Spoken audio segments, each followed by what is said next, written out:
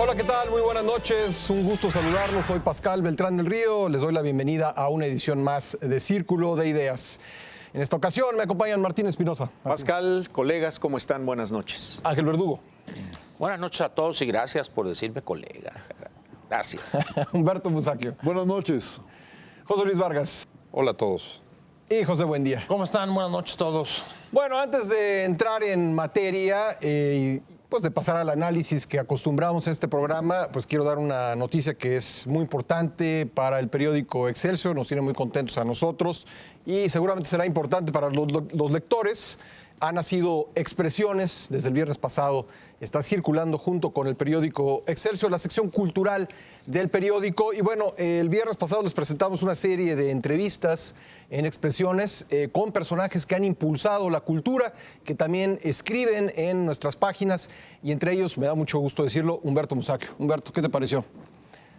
Me parece muy loable porque la tendencia general en el país es ir suprimiendo espacios para el periodismo cultural.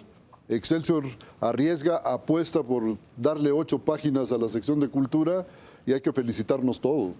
Ángel Verdugo. Yo quisiera decir lo siguiente, que eso además muestra las bondades y lo que representa la historia de un periódico como Excelsior. Si hay un periódico en el país que se ha distinguido por el apoyo franco y restricto a las cuestiones culturales desde hace muchísimos años, es Excelsior. Simplemente recordemos la revista Plural, que de ahí dio lugar a Vuelta y luego Letras Libres. Libres. Por Octavio Paz. Es decir, de alguna manera Excelsior está, a medida que se va consolidando, creo que ha retomado una de las mejores tradiciones que tiene el periodismo, que es darle la importancia, coincido con Humberto, la importancia debida a la cultura. Más en estas épocas donde la trivialización, la pérdida de actividades tan importantes como la conversación, como la plática, la tertulia de buen nivel, creo que en ese sentido se inscribe este muy bienvenido o bienvenida sección de Excelsior. Pues muchas gracias, Ángel. Pues ahí está la sección Expresiones. La puede usted consultar todos los días en el periódico Excelsior y esto fue desde el viernes pasado. Bueno, vamos a pasar al análisis. Se cumple el primer año del gobierno de Enrique Peña Nieto, el año del regreso del PRI al gobierno también. A la distancia, ¿cuál ha sido el mayor logro del gobierno del presidente Peña Nieto, el mayor pendiente, su mayor fracaso? ¿Cómo se evalúa este primer año, tanto en lo nacional como en lo internacional? Pepe, buen día. Muchas preguntas al mismo tiempo, Pascal. Contesto telegráficamente para irlas poniendo sobre la mesa.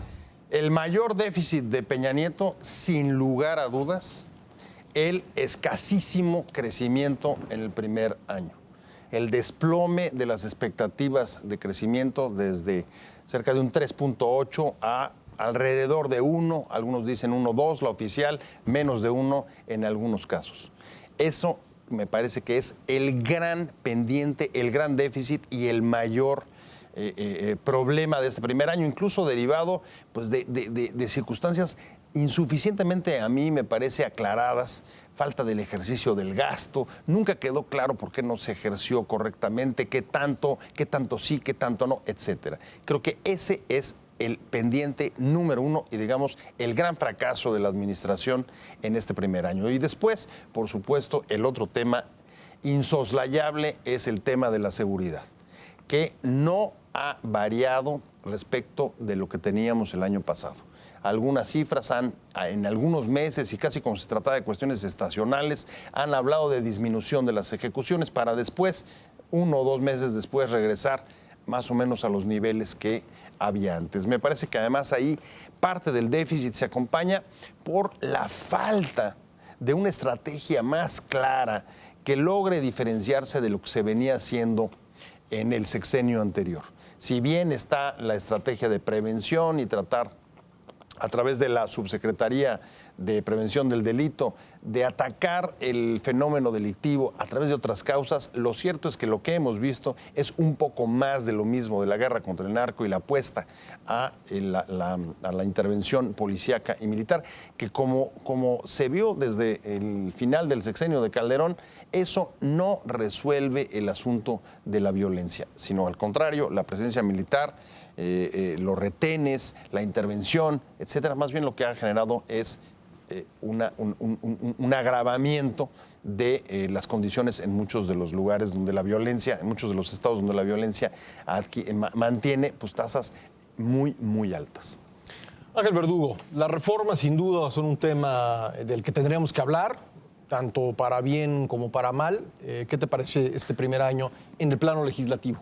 Yo creo que se ha demostrado en estos 12 meses del gobierno del presidente Peña Nieto y 15 de esta legislatura, 15 meses, porque de hecho esta legislatura ya está armada de acuerdo al presidente Peña Nieto, candidato primero, y la selección de candidatos a diputados federales y senadores, de tal manera que estaríamos teniendo que hacer un balance de 12 y de 15 meses. Lo más fácil, lo de los 15 meses del Poder Legislativo o de esta legislatura, la 62ª, yo creo que lo que ha quedado claro es que el Poder Legislativo en México es un poder, que no puede y no legisla.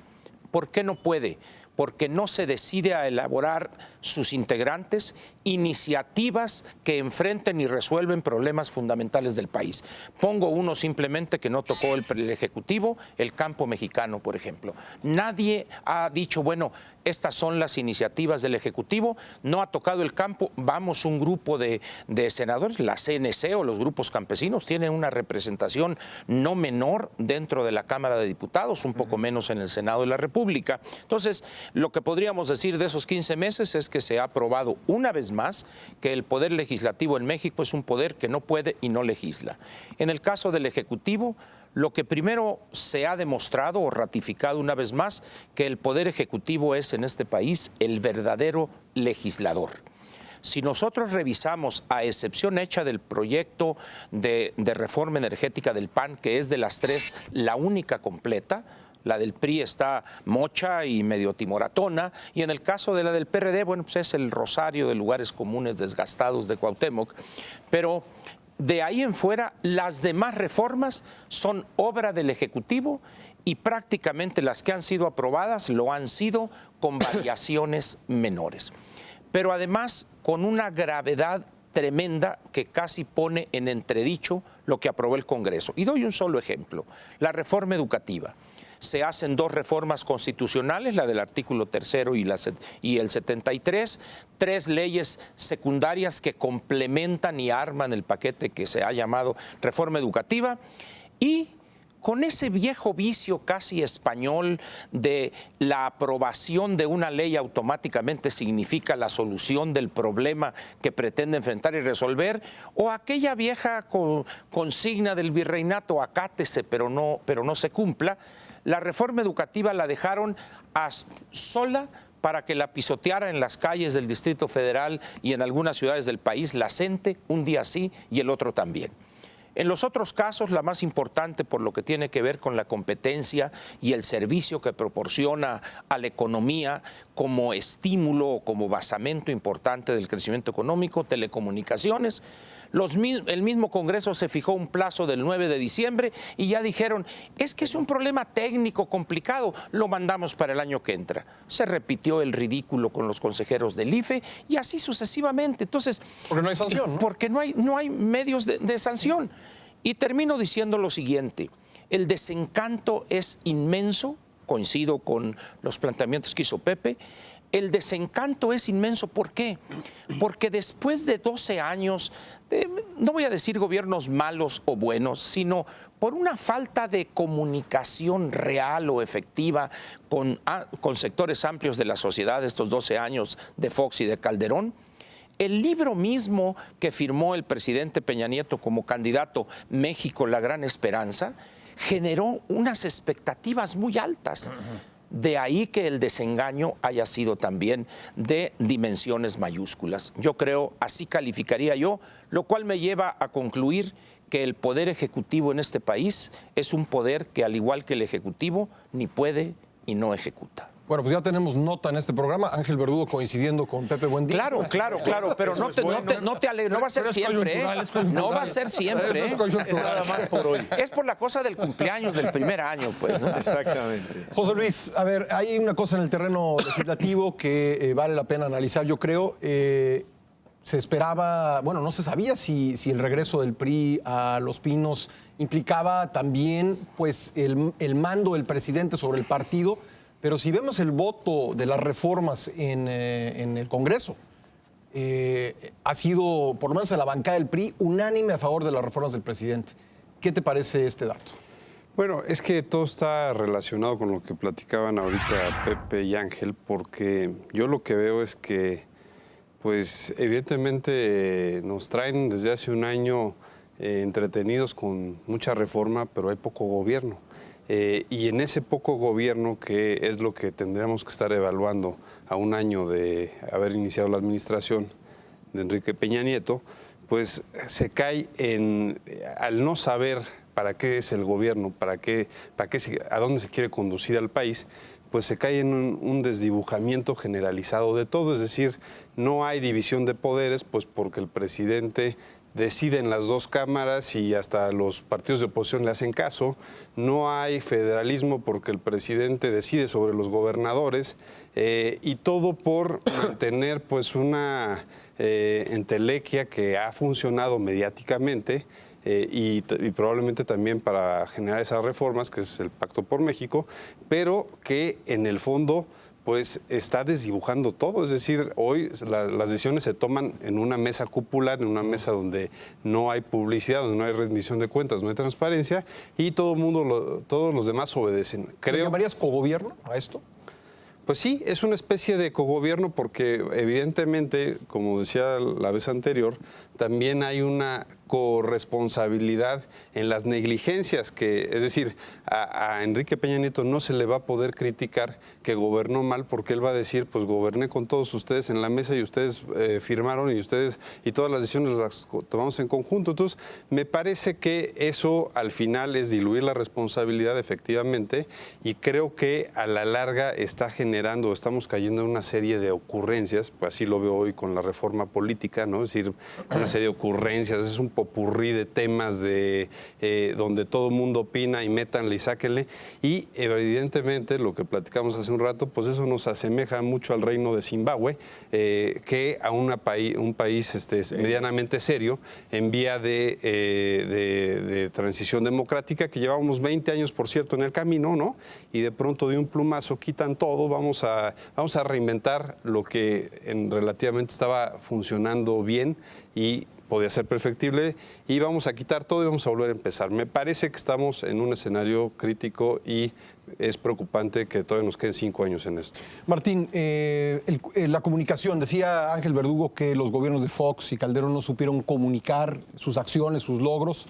¿Qué te ha parecido la comunicación del gobierno en este primer año? Yo creo que esa es una gran carencia, es una situación de la cual han adolecido pues, los políticos en este país, porque venimos de un sistema muy viejo de que a la gente no le informabas y únicamente con acciones o con gestos o con expresiones políticas le dabas a entender a la gente. Entre líneas. Entre líneas tenía que leer la gente y los analistas, y estamos exactamente en el mismo punto. No hay una política, una estrategia para comunicar incluso cosas complicadas, complejas para el entendimiento popular.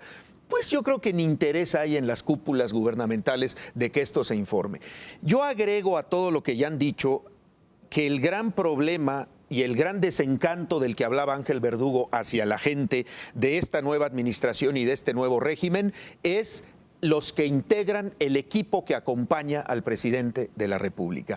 Es lamentable ver secretarios de Estado, titulares de dependencias que no están al nivel de lo que en este momento está requiriendo el país como solución por la vía política y por supuesto por la vía técnica, hablando de cuestiones financieras o de cuestiones económicas. La economía es un desastre, lo estamos viendo en las calles, lo estamos viendo con la gente, y el tema que palpa el ciudadano todos los días, menos dinero en el bolsillo, aumentos de precios, incrementos en tarifas de servicios públicos, pues vienen a dar al traste con todas las buenas intenciones que en el discurso se pudieran decir, pero que en la práctica no se están comunicando como debe ser, porque la gente no lo percibe, no lo siente en su bolsillo, no lo experimenta en su vida diaria. Y lo estamos viendo desde las cuestiones impositivas, la reforma fiscal para el año próximo, el paquete económico también para 2014, el tema de las grandes reformas que nos habían prometido y que parece ser que van quedando descafeinadas porque los mismos intereses de los políticos en pugna, que no están tampoco a la altura de las circunstancias, hacen que esto prácticamente no tenga una calidad para mejorar el nivel de vida de la gente. Yo creo que hay un grave problema de comunicación, sigue ese problema de comunicación. Yo desconozco las estrategias de comunicación del gobierno federal, ya no digamos de los gobiernos en los estados, pero fundamentalmente la gente está percibiendo otra cosa muy distinta de lo que quisieran los gobernantes que ocurriera en este país. Humberto, dice Martín que él ve el problema en el gabinete, en los colaboradores cercanos del presidente. ¿Tú lo ves ahí también? Tal vez, pero me parece que en el fondo lo que hay es una descomposición de nuestra clase política. A mí me parece inmoral que, por ejemplo, el señor que dirige el Banco de México vaya a cobrar un aguinaldo cercano a los 900,000 pesos. Cuando que el 60% de las familias mexicanas viven con menos de 8,000 pesos al mes. Ese señor se va a embolsar 900,000 nada más de aguinaldo. Y échenle cuentas de cuánto se llevan los secretarios de Estado, los diputados, los senadores. Oye, es vergonzoso lo que pasa. Y no era su jubilación, ¿eh? Y no era su jubilación, No, ojalá lo fuera. Es que come mucho. Bueno, el asunto es que tenemos una clase política que está defendiendo sus intereses, que va por un camino que nada tiene que ver con el interés popular. El fracaso de los números económicos, la caída de los pronósticos del Producto Interno Bruto y demás, pues me parece que son consecuencia, pues ya no sé si es de la ineptitud o no de los funcionarios, sino sobre todo de la crisis de las instituciones. Para donde volteamos hay crisis. El sistema de salud está en crisis. El Seguro Social dicen que está en quiebra, que en el ISSSTE yo no sé cómo anden, pero deben tener una situación parecida. La Secretaría de Salud no se da abasto para cumplir con todo esto. Pero si vamos a la seguridad, bueno, pues ¿quién no ha sufrido algún atentado? Todos los días abrimos el periódico con el miedo de que a ver qué día se nos cae una bomba encima. Para donde volteamos, la crisis del campo que mencionaba Ángel, todas las áreas en las que debía haber políticas gubernamentales activas para hacerle frente a las cosas están abandonadas o semi-abandonadas. Yo insisto, lo he dicho en otros momentos, estamos asistiendo a un fin de régimen. El viejo régimen en el que había un presidente tan fuerte que su palabra era la definitiva, se acabó. Ya no hay un presidente que diga esto se hace y se hace, porque ya no hay esa posibilidad. Las instituciones no funcionan. La clase política está en un proceso de avanzadísima descomposición. ¿Qué va a pasar? No lo sé, pero tengo mucho miedo de que este país se vaya al abismo. Lo digo con toda claridad. Bueno, tenemos que hacer una pausa, pero vamos a continuar con este análisis del primer año de gobierno aquí en Círculo de Ideas. Ya volvemos.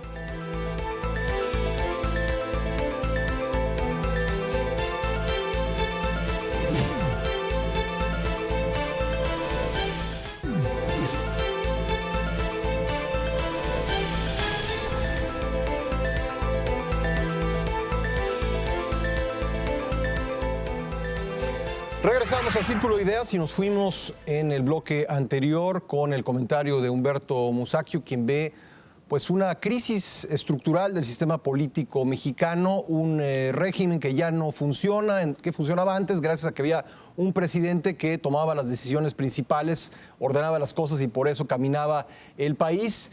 Ángel Verdú, tú querías comentar sobre eso. Sí.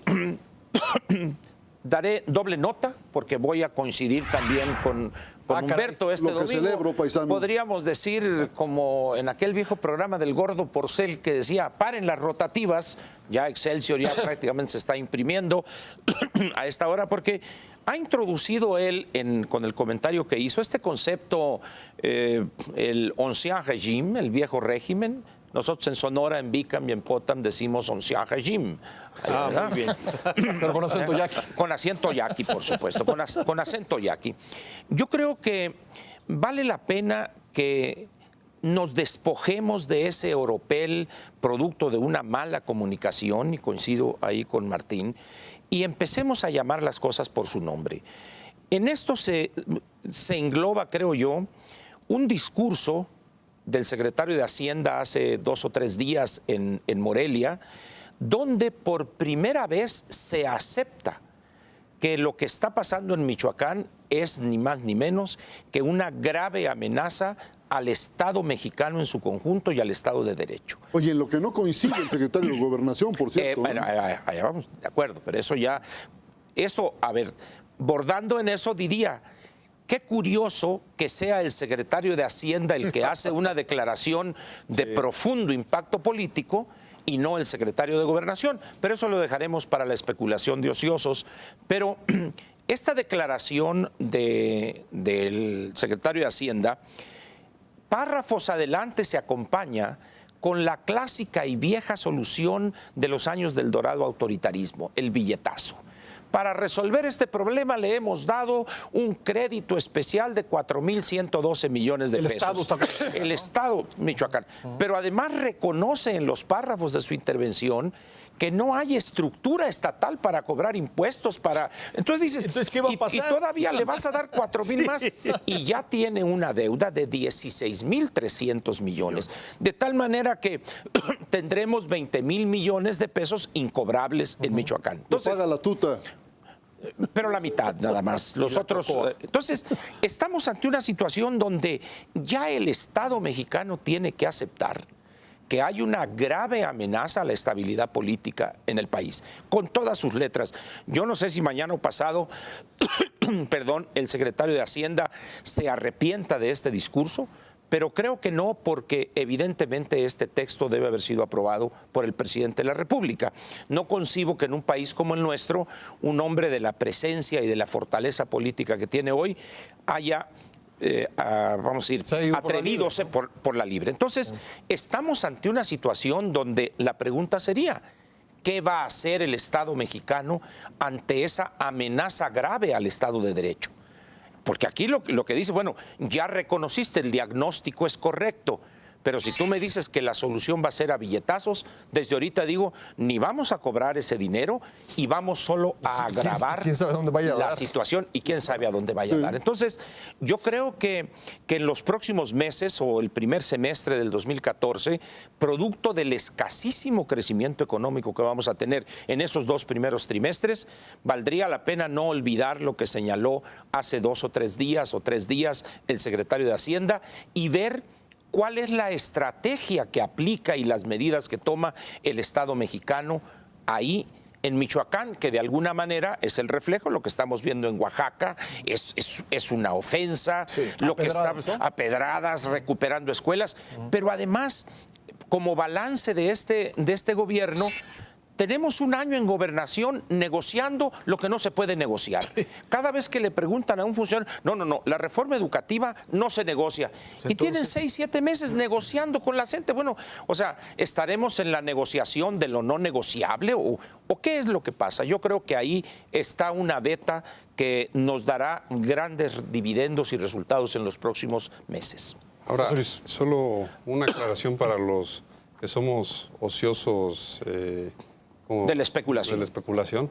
De facto, el secretario de Gobernación hoy es Luis Videgaray. Pues eso fue lo que vimos esta semana. Es decir, el secretario de Gobernación en turno, o sea, Osorio Chong, ha estado relevado de la negociación parlamentaria de los temas más importantes, ha estado relevado de las negociaciones cupulares más importantes y hoy está relevado de la gobernabilidad del país. Pero se lo está llevando los asuntos de educación. Ha estado, pero en las reuniones del pacto ha estado el secretario de Gobernación. Pero si el mismo día que dan una noticia así de importante, la da el doctor Luis Videgaray en Michoacán, el secretario de Gobernación está inaugurando el foro de procuradores de justicia. Me queda Sinaloa, claro. ¿no? Sí, en Sinaloa. En Sinaloa. Sí. Me queda claro que la gobernabilidad y los temas importantes hoy están pasando por la Secretaría de Hacienda. Que al final del día es un problema económico. Sí, no, la no. inestabilidad. Sí, pero Ojalá que no lo vean así. por eso. Sí, pero no la solución del problema, no sé. Mira, yo lo que veo es, con esto que pasó en la semana que terminamos sobre el Pacto por México, uno de los grandes damnificados es el secretario de Gobernación, ¿eh? O sea, si no regresa el PRD a la mesa de negociación y si estas divisiones se profundizan y hacen más complejo el panorama de los acuerdos políticos para el 2014, ya no tiene nada que hacer el secretario de Gobernación actual en el puesto que le encomendó el presidente de la República. A eso me refería yo cuando decía que las figuras del gabinete, algunas de ellas o en su mayoría, no las vemos, no están a la altura de lo que está requiriendo el país en este momento como soluciones de fondo bajo una negociación política, porque hay que hacer mucha política y mucha negociación para no caer en la imposición y para no cometer errores como los que aparentemente se están viendo en las últimas negociaciones de las reformas político-electoral y energética. Y al final del día, pues vamos a tener que ver relevos en esta dependencia. Oye, un dato más, Martín, porque bueno, la decisión de nombrar vocero del gobierno de la República, que así se llama el cargo, Ese es un signo muy ¿no?, importante. de Eduardo Sánchez, finalmente lo saca de la Secretaría de Gobernación y lo lleva a Los Pinos. A Los Pinos. Quizá le vaya a dar una responsabilidad más amplia de hablar sobre otros temas, no solamente sobre seguridad, no lo sabemos todavía porque no lo hemos visto actuar hasta ahora. Claro. Pero ese podría ser otro dato que ilustre lo que estás diciendo. Sí, es una lectura en el sentido de que ya con la muerte, ya nada más falta que reconozcan que el pacto ya dio de sí, ya logró sus cometidos. Nada más que todavía tienen algunos pendientes políticos que no han sacado y que muy probablemente no saldrán la mayoría de ellos al término de este De aquí al 2014. 15, de aquí al 15 de diciembre. 2013. Buen día. Sí. Se te ha calificado de pactofílico. ¿Tú qué opinas sobre esta situación del pacto? Bueno, a ver, el pacto. Yo no sé exactamente qué signifique el fin del régimen. No sé hasta dónde la amenaza a la seguridad nacional a partir de lo que dijo Videgaray. Creo que lo que sí deja claro este año es que el regreso, el mito del regreso del PRI al poder como el partido que iba a regresar con la experiencia de gobierno, a arreglar las cosas, a negociar, a devolver el orden, bla, bla, bla, eso ya Eso no se ocurrió. desmoronó. Sí. Y ha demostrado en este primer año que el PRI no es muy distinto a el alcance y el papel que estaban jugando los otros dos partidos en los últimos 12 años después de la alternancia. Todos están sufriendo el mismo problema de ser eso, una fracción del poder, un poder dividido entre ejecutivo, legislativo y estados. ¿Tú dirías que ¿Cómo es así? como el PAN, pero con peores resultados económicos? Bueno, tiene la misma condición de estar en minoría, presidencias en minoría respecto del legislativo. Y ahí es donde me parece que entra el asunto del pacto y entra, creo que dentro de los saberes de este gobierno, y no me parece que sea una entelequia. Me parece que el pacto lo que demostró, independientemente de que haya empezado por sorpresa y puede haberse acabado también por sorpresa, independientemente de que haya sido, digamos, un matrimonio sin noviazgo, sin construcción de acuerdos anteriores, sin preparación, independientemente de que incluso haya sido un matrimonio disfuncional, lo que demostró es que después de 16 años de desacuerdos y de enfrentamientos y de esterilidad política en un país dividido, se puede establecer acuerdos que generen leyes y reformas. Y eso me parece que no es desdeñable. Yo creo que aunque el pacto se termine con la reforma política o energética, lo que generó este año fue un mensaje muy claro. Otra vez constatamos que ningún partido puede solo y que esta clase de mecanismos los mexicanos sí los podemos transitar. Podemos ponernos de acuerdo y podemos generar reformas con distinta suerte, con distinto calado, pero que ahí están la de telecomunicaciones y está la educativa, independientemente de que analicemos su implementación. Y el segundo, creo que refuerza todavía más la idea de que hay que ir hacia más. Si nadie puede gobernar el presidencialismo mexicano solo, va a tener que hacer a través de acuerdos. Ojalá, y ese es el mensaje, me parece a mí, de este primer año, avancemos en la creación de mecanismos institucionales mucho más sólidos como el gobierno de coalición o el semiparlamentarismo que está planteado en la reforma política, porque no hay de otra. Incluso ni siquiera los exhortos a los gobiernos de fuerza, ¿no?, pueden resolver las desavenencias y poder articular la pluralidad en este país. Necesitas mecanismos que te permitan incluir, que te permitan llevar las distintas posiciones y a través de acuerdos políticos, sí, renovar las instituciones, sí, fortalecerlas. Pero es a través de acuerdos políticos, no a través de la fuerza de un presidente o de la nostalgia de un presidente fuerte que no va a regresar. Eso ya se fue, no va a volver. Ángel. Bien. Me extraña que... Y luego me dejas intervenir ahí. Por supuesto que sí. Me extraña que Pepe diga que no sabe lo que es el antiguo régimen, el ancien fin de régime. régimen. El fin de régimen. Porque no es de Vicam. Si mucho no es de Vicam, efectivamente, pues no sabe francés él. ¿verdad? Pero lo que dijo embona precisamente en ese proceso que antecede a la ruptura. Yo no estoy diciendo que va a ser violenta, nada, pero al final de cuentas mucho de lo que dijo, quizá involuntariamente. Pero creo que cuando se dice que se necesita un acuerdo, yo creo que hoy sucede una cosa muy curiosa. Al final de cuentas, el pacto está tirando lastre. El hecho de que mi paisano se salga del pacto, Zambrano, mi paisano Zambrano, se sale del pacto, pero no por el pacto, se sale por las presiones internas, por el impacto que tiene los que representan el antepasado del país. Al final de cuentas, él y su grupo están defendiendo su pedacito y dicen, yo voy a ser más radical que aquellos. Pero se da una coyuntura muy interesante. Si nos vamos a la historia contemporánea del país en el siglo XX, encontramos que el periodo más fructífero y positivo en términos de acuerdos para lograr reformas que actualizaran el marco económico y la modernidad del país, es la que se da con Salinas, nos guste o no, y trabajaron sí, al unísono, Alianza PAN-PRI. Hoy, después de un año, ya tierrita volada con el PRD, y empezará, espero yo, que haya la madurez suficiente para que estos dos partidos otra vez se dejen de cosas y quizá, y aquí tomo algo que dijo Martín, con baraja nueva.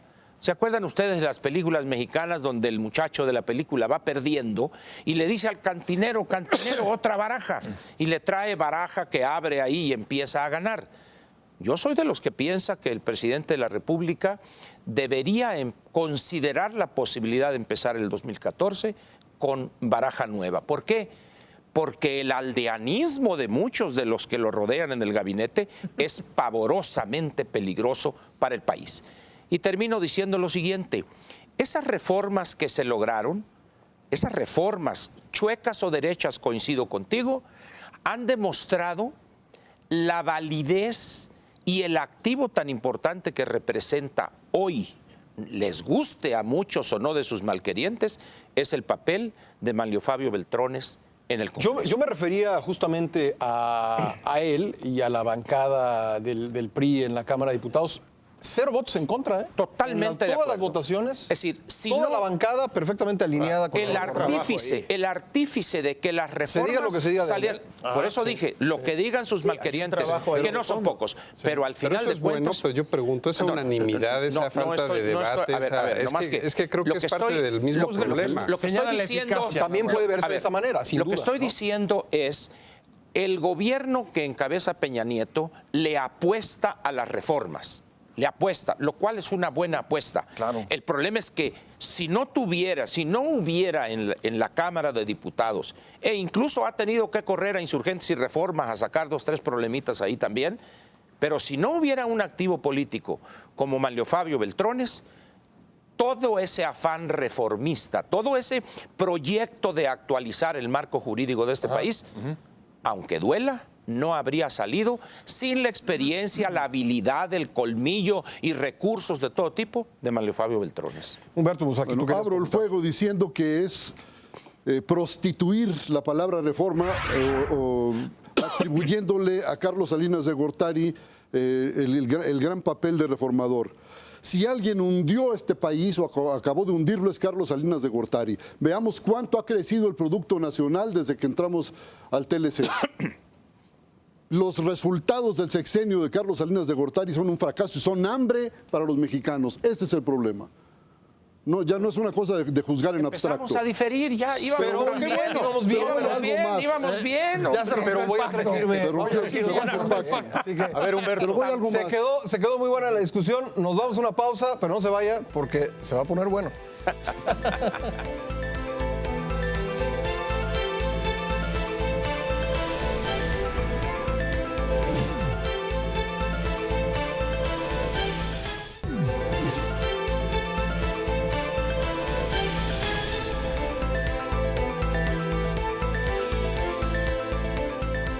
Bueno, antes de irnos a la pausa, Ángel Verdugo dijo que pues la verdadera alianza que funcionó en términos de reforma fue aquella que se dio durante el sexenio de Carlos Salinas de Gortari, de 88 a 94, entre el PRI y el PAN, y que bueno, ahora el pacto que ha tirado su lastre, que Ángel, así llama Ángel, al PRD, quizá ahora pueda volverse a dar una alianza entre el PRI y el PAN para acabar de sacar las reformas. Inmediatamente Humberto Musacchio discrepó Sí. con pues la productividad reformadora de ese sexenio. Yo no pongo en duda de ninguna manera la aptitud política de Manlio Fabio Beltrones. Creo que está Probada. suficientemente probada. Pero él está cumpliendo una función.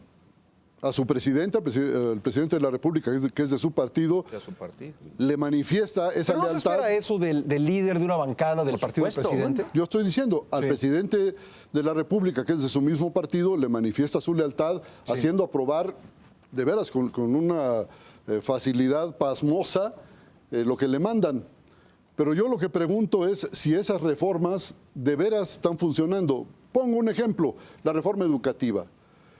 No es cosa de acusar a los maestros de flojos, ni de escandalosos, ni mucho menos, porque eso sería juzgar los resultados. Hay que irnos a las causas. ¿Por qué están los maestros en la calle? Los profesores están ahí porque no están de acuerdo con este tipo de reforma, con que se les imponga una reforma pasando por sobre sus derechos. No están de acuerdo en que se legisle al margen de los intereses de los profesores y al margen de los intereses de la educación mexicana. Querer resolverlo todo desde un escritorio, y este es el problema de esa reforma educativa, me parece que es equivocado. Y tan es equivocado que en el asunto de resolver, de discutir con los profesores la reforma educativa, ni siquiera está participando el secretario de Educación, es el secretario de Gobernación, mientras que el secretario de Hacienda dice y hace lo que le corresponde al secretario de Gobernación. Y por otro lado, el secretario de la Defensa está pidiendo atribuciones de Ministerio Público. Yo lo que veo es un desgarriate en el gabinete. Me parece que no están claras las funciones y que el único que sí entiende lo que tiene que hacer es Manlio Fabio Beltrones, que saca lo que le mandan, ¿no? Bueno, al menos esa es una ventaja, que haya alguien que sí le entienda, ¿no?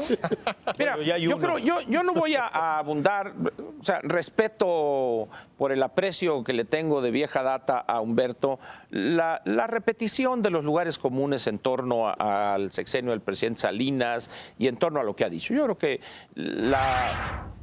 la cotidianeidad en el país o en varios estados, creo que pone a cada Por eso quien le en su aplauden lugar. cuando se presenta en un restaurante, ¿no? O sea, otra vez la vulgarización en el análisis. No, no, pero perdón, vamos a pero la dejar, gente le vamos suelta rechiflas donde vamos se para. a dejar eso de lado, ¿no? Yo creo que no es el tema. Yo creo que aquí debemos entender una cosa. Cuando el jefe de Estado, que esto es el presidente de la República, reúne las dos funciones, jefe de gobierno y jefe de Estado, se plantea una agenda reformadora y la enuncia, esta agenda, incluso en la época de candidato. Yo creo que hay que partir de la base de que hay una intención al menos manifiesta. Yo no creo que la intención del candidato Peña Nieto y luego el presidente ya en funciones sea engañar y decir, bueno, aquello nomás fue para cachar votos. Yo creo que no. Yo creo que hay una comprensión de la gravedad y la extensión de los problemas en el país. Al final de cuentas, en la política no hay suicidas. Es decir, hay gente que quiere preservar a su grupo, quiere conservar la estabilidad. El problema está en que quizá la elección o la designación de sus operadores no fue la más adecuada. ¿Por qué la hizo? Bueno, pues hay compromisos en campaña o compromisos de otro tipo. Menciona Humberto el ninguneo o el relegar a don Emilio Chuaifet Chemor en las negociaciones de eso, pero no te preocupes, ya se rumora que el licenciado Nuño es el que lo va a sustituir Está marginado. en unas cuantas semanas. Entonces, Nuño sí es un negociador, va a todas, entonces cabe esperar algún cambio. Por eso dije cabe esperar.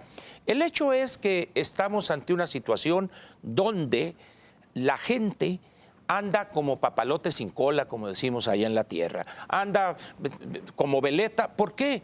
Porque no hay claridad en el rumbo. Y lo peor que le puede suceder a un país en coyunturas como esta, que no solo es el problema estructural, económico, interno, sino todavía la incertidumbre que priva en nuestros principales socios comerciales, Estados Unidos y algunos países europeos. En ese momento es fundamental el liderazgo, la claridad en el rumbo.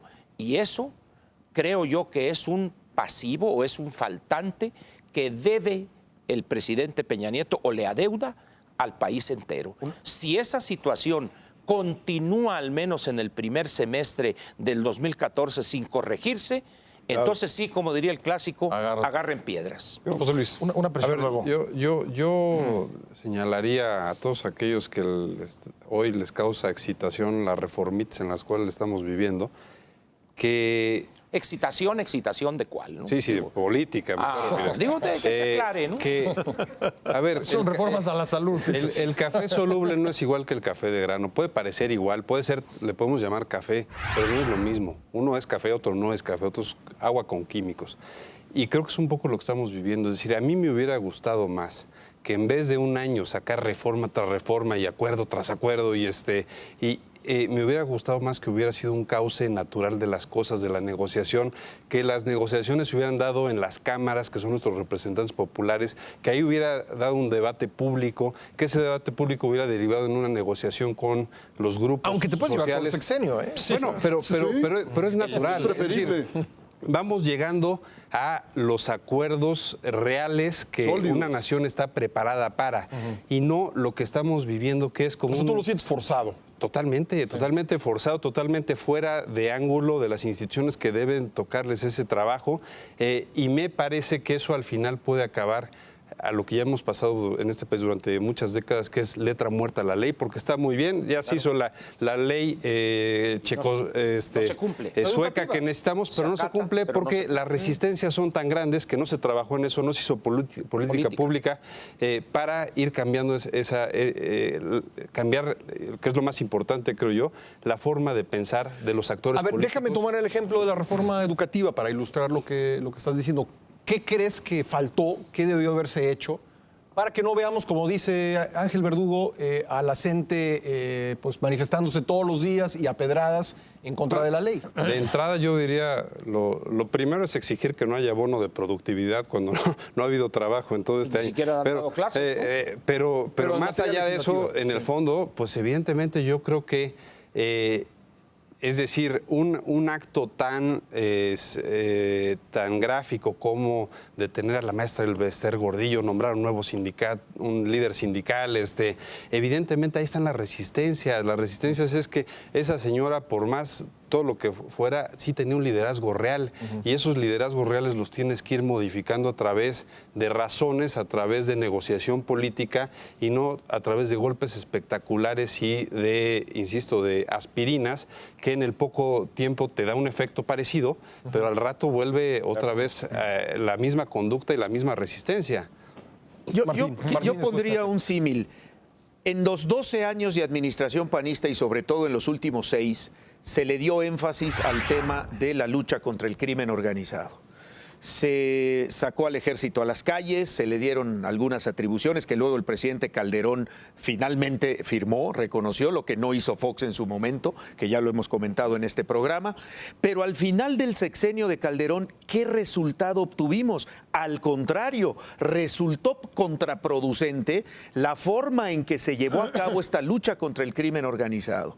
¿Cuál es mi preocupación ahora? Y por lo que estoy escuchando que estamos analizando en la práctica lo que está sucediendo con otros temas como los atrasos en materia económica, social, financiera, etcétera, es que ahora estamos abriendo nuevos frentes de confrontación en el país sin haber cerrado los anteriores, y esto nos puede derivar en una situación incontrolable que si ahora Michoacán lo tenemos pues prácticamente postrado ante el crimen organizado, en unos meses o en un año de gobierno del presidente Peña, se han abierto otros frentes a nivel magisterial y al rato van a abrir otros frentes con otras clases sociales que se van a ver lesionadas o trastocadas con reformas descafeinadas, que sí, qué bueno que hubo un pacto por México, pero realmente esas reformas que surgieron de ese pacto han tenido calidad social para mejorar a la gente, para mejorar el nivel en el que estamos viviendo.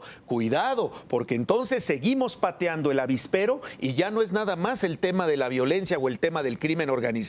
Ahora vamos a tener a la sociedad que trabaja, que paga impuestos, que genera recursos y que mueve la economía, protestando en las calles, como ya hemos visto otros grupos que con algunos intereses espurios o legítimos han salido en los últimos meses también pues a exigir que les tomen o que se les tome en cuenta a la hora de hacer una reforma. Una precisión y una preocupación. La primera precisión, nadie duda ni de la eficacia ni de la disciplina de Beltrones. Hace un año era de los que impulsaba la consulta ciudadana, que hoy es el tema que provoca parte de la salida del PRD del Pacto por México. Pero de eso, de su eficacia o de su disciplina, o creer que por su disciplina se generaron los acuerdos de este año, estoy totalmente de desacuerdo. La disciplina de Beltrones no puede en absoluto sustituir el acuerdo que se produjo con las otras dos grandes fuerzas políticas. Porque aunque el PRI vote en bloque disciplinado, no le dan los votos para alcanzar a sacar las mayorías en el Congreso. Y luego la preocupación, por supuesto, Ángel, que el PRI pudiera reeditar la política de alianzas con el PAN de los años 90 y dejar fuera al PRD. Esa es una opción y es una opción válida, construir mayorías con un solo partido y quizá incluso le daría, como tú dices, mayor claridad de rumbo al proyecto ideológico y hacia dónde quieren llevar el país.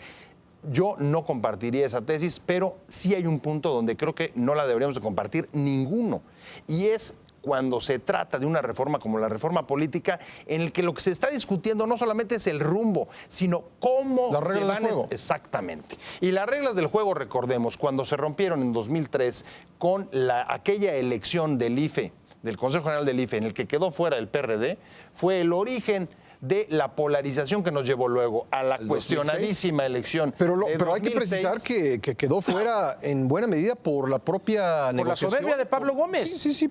Que quiso imponer a Cancún como presidente. O sea, el problema fue que se marginaron de manera voluntaria.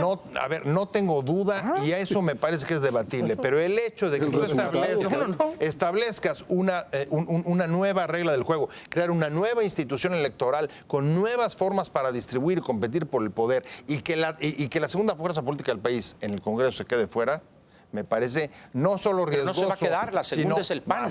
Al contrario, grave. La segunda fuerza en el Congreso es el PAN. Y no se va a quedar, va a estar ahí. La tercera fuerza política. La tercera es la vencida. La tercera gran fuerza política de este país. Tercera. Humberto. A ver, yo insisto en esto. Efectivamente pueden mayoritarizar en la Cámara. Sacaron la reforma educativa por mayoría absoluta o por unanimidad. Prácticamente por unanimidad todas las fracciones. Y son reformas inaplicables. Por eso ya lo comentamos. Pues pueden volver a sacar reformas por mayoría. Yo quiero ver qué va a pasar si venden el petróleo mexicano, se lo regalan a las empresas extranjeras, ya hacen negocio algunos funcionarios por ahí con eso, que ya hacen bastantes además. Yo quiero ver qué va a pasar si siguen aprobando a tontas y a locas las cosas. El país está en una crisis profunda.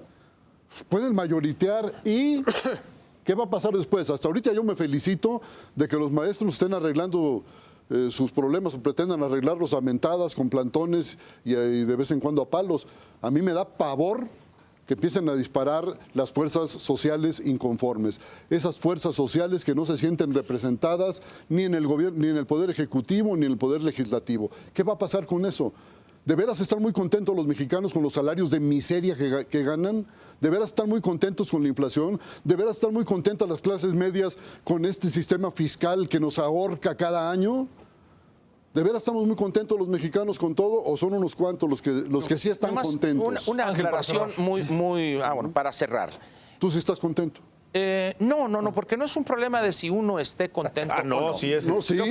Hasta Porque ministerios tendríamos de que felicidad preguntar. hay. Todo el mundo va a estar descontento por algo y contento por algo. Pero nomás una aclaración antes del cierre.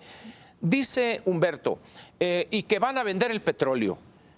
Hasta donde yo sé, puedo estar equivocado, pero lo que hace Petróleos Mexicanos desde su constitución, que fue posterior un poco a la expropiación Van a de vender los los beneficios activos del de la petróleo, industria. para ponerlo de otra manera. Es una aclaración importante. Sí, está bien. ¿Por qué? Porque el petróleo de lo que se trata es de venderlo y todos los días estamos pero viendo. los beneficios se los van a llevar las Exactamente. empresas Entonces, extranjeras. hay que Ese es el precisar. riesgo de la Bueno, se reforma entiende, energética. No se entiende. No. Bueno, para terminar, yo creo que lo que hemos visto en este primer año es un primer año de claroscuros, donde hay pocos claros y muchos oscuros.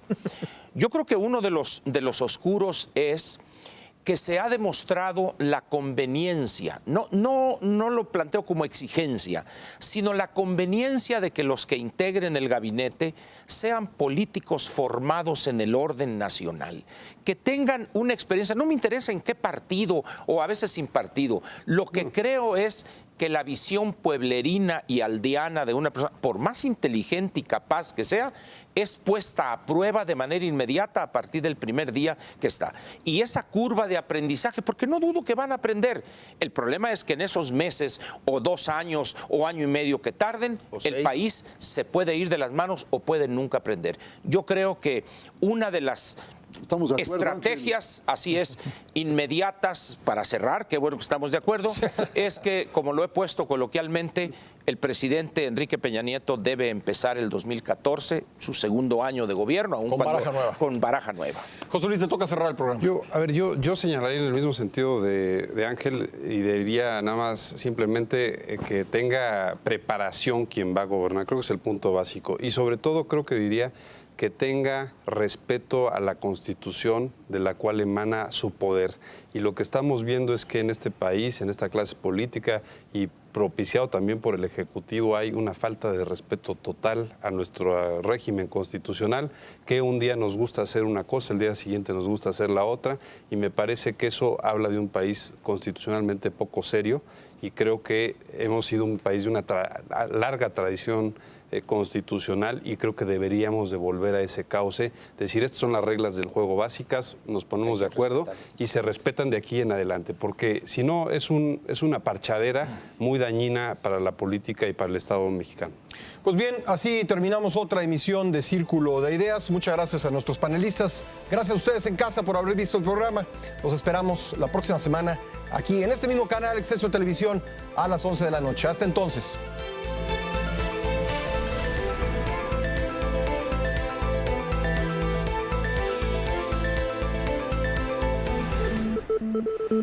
Thank